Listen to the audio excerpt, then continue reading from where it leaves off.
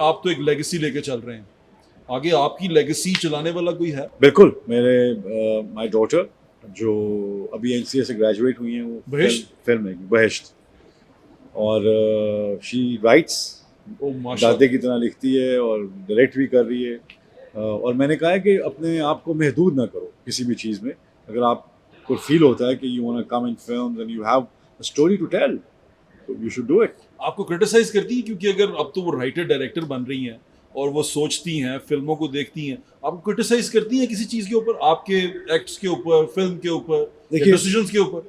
मुझे लगता है कि आजकल की जनरेशन के साथ आप तब चल सकते हैं जब आप इनको सिखाना बंद कर दें और इनसे सीखना शुरू कर दें। वाह, तो मैंने बहुत पहले ये फैसला कर लिया था कि इनसे सीखना शुरू कर दें। बिल्कुल ठीक कह रहे हैं आप। तो सीखने से ये हुआ कि मैं भी बेहतर हुआ काफ़ी चीज़ों में, जो मुझे फ़ील होता था कि तो मुझे खुद फ़ील हुआ कि नहीं, जनरेशन ज़िंदगी आगे को जाती है एंड दे आर सीइंग का डेटा, इनकी फीलिंग और होनी चाहिए।